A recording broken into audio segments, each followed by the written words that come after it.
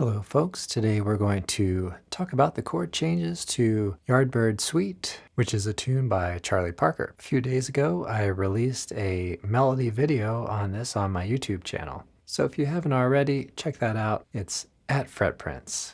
What I'd like to do in this talk is go over the harmony and discuss some improvisation sort of ideas for you, something that is listenable and maybe can provide some ear training opportunities as well. And then I do have a video version of this for members of the YouTube channel or Substack or my own website. So let's get started with the tune a bit here. We're in the key of C major. So a good place to start would be try a C major scale. Maybe play a 5-1 in that key.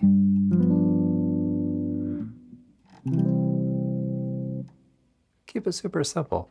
Just get your ear geared into that sound. One thing that I like to do is think about the overall form in the sections, and then consider, do the sections go to certain tonalities? So essentially we have an AA, BA form, and the A sections can end slightly differently. The A sections, we have C major predominantly, and then we tend to go to E minor for the B section. Later in the B section, we go to D minor, and we even have D7 as well. I'm playing a D9 right there. So if you're playing a gig or playing on a jam session, or playing with iReal Pro or whatever you're using, start with those general settings, right? Where are things tending to go toward? And now we'll start to dial in some details here. So we have C major. Okay. Now always consider what chords are in the key. That way you know what chords are maybe different. Maybe the root notes are the same, or the chord quality is different, or maybe the root notes are different. So surveying through, say, okay, C major, we have the 1, D minor 2, E minor 3, F major 4, G7 5, A minor 6, B minor 7 flat 5 would be the 7. Then we're back to C major 7. So the second measure, we're playing F minor. So we still have a 4 chord, but as you can hear, it's a different sound than major. It's minor. Minor 4, followed by flat 7. I'm playing a B flat 7 there with a 13. So there we're thinking relative to the key that we're in, which of course we want to do. We can also think about, okay, what is the maybe tonal center there? Because it does seem to form a 2-5 progression. So we can pull from the key of 3 flats. And even in the melody, you can hear those 3 flats included. The B flat, A flat, and the E flat. So simply think key of 3 flats. Back to the C major after that. Then we have B flat. Here the roll feels a little bit different than the previous B flat to my ear. So it kind of tends to want to pass towards the A7. You might even try something like the Lydian dominant on the B flat 7. So that's just like Mixolydian, but we have a raised 11.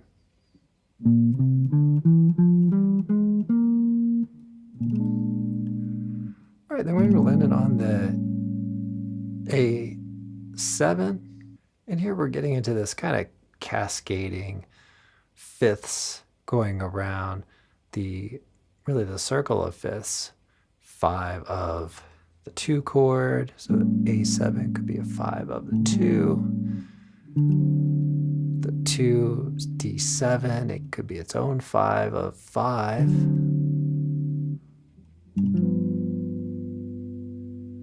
And then we land on the 5. So on those chords, it's going to be helpful to grab a hold of the C sharp, just the third on an A7, the F sharp, just the third on the F7,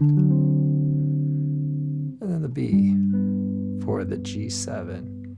So incorporating those tones will help you to suggest some of those chord tones within the progression.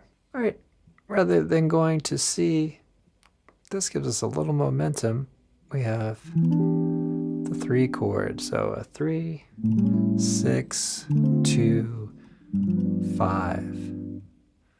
So again, circle of fifths kind of root movement and 2-5 motions, E minor to A7, D minor to G7. Second time we go through it, again we have the 1 chord, 6, flat 7 chord, 1, flat 7 to 6, which is going to be a 5 of 2, like we said.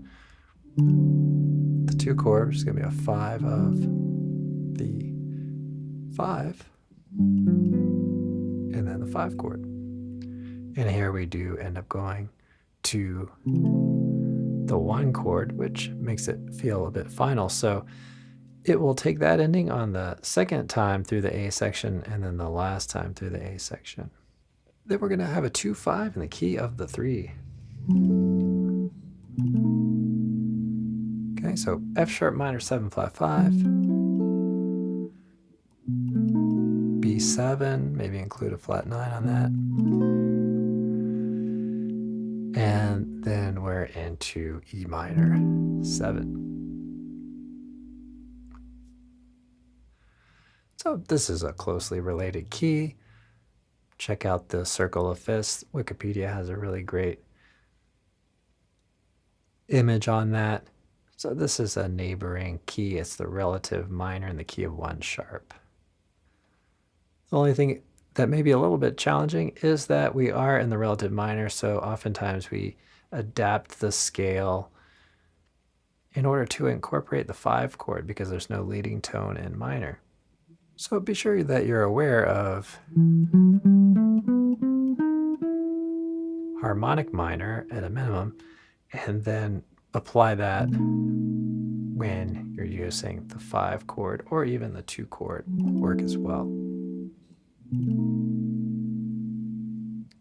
So oftentimes we have almost a dual roll on 1 chord, right? So we get this 2-5, it goes to E minor 7, so you think, okay, well, maybe 1 chord and E minor, but then it immediately becomes a 2-5 progression. So the E minor kind of has a little bit of a dual roll where I'm a 2-5 over to the 2 chord, D minor.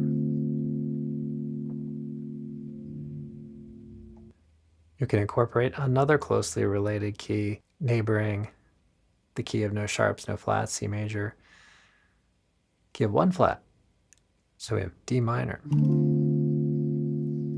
another 2-5, and this time we go to D7, but I'm playing D9 here. So again, that 5 of 5, we're going to start going back to C. Then we get the 2 minor, get our anticipated 5 here, and then we're back to the final A section. Okay, well, let's check out some phrases that we may be able to use on this tune. We'll see if we can outline some changes here. I'm pulling this from a recent etude that I put together. So let's check out a couple of these phrases. So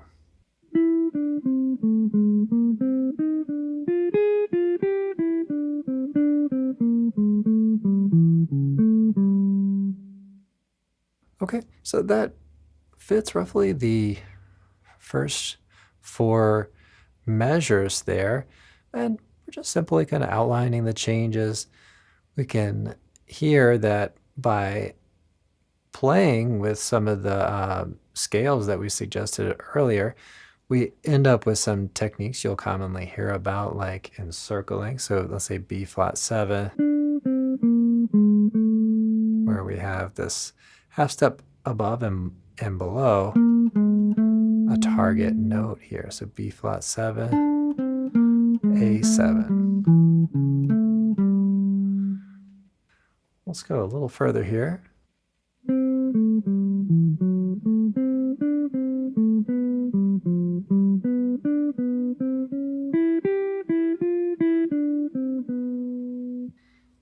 Okay, so we have just simple push and pull here.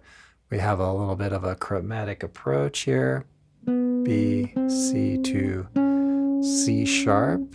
This is a fairly common line.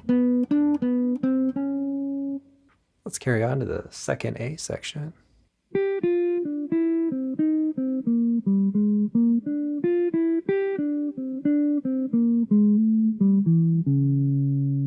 Okay, so we have some real similarities with the phrase we did at the very beginning there. Going on into measure 13.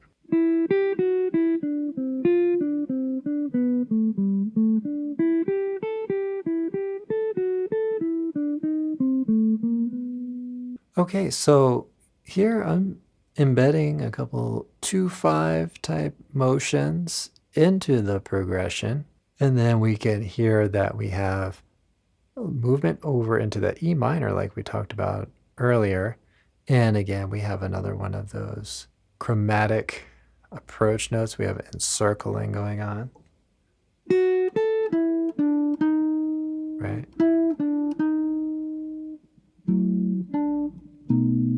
Okay, that's the F sharp minor 7 flat 5 into the B7. And then we have that chromatic approach note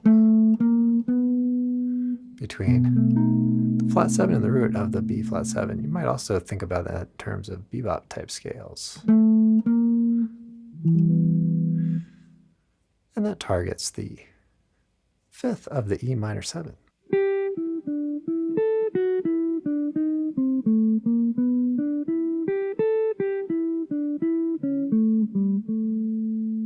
Some of these will sound very final. Some of them will sound like they're asking for a response, or so we get kind of question answer. So that one feels very resolved. All right, let's play it through a little bit more here. So.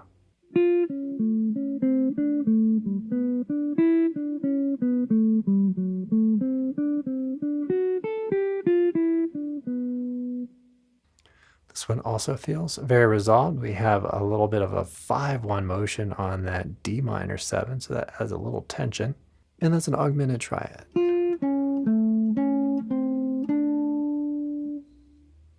So we get a little delayed resolution.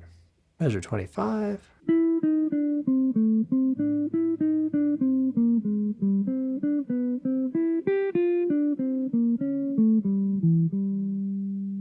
Okay, we have some chromatic lines going on here. We have on this C chord, so we get a little bit of a half step motion there between the 3rd and the 2nd. Okay, and then finally we'll play through measure 29. So these are all basically 4 measure phrases that are maybe fairly simple to play, hopefully give a little bit of opportunity for study, but pretty accessible and somewhat easy to play.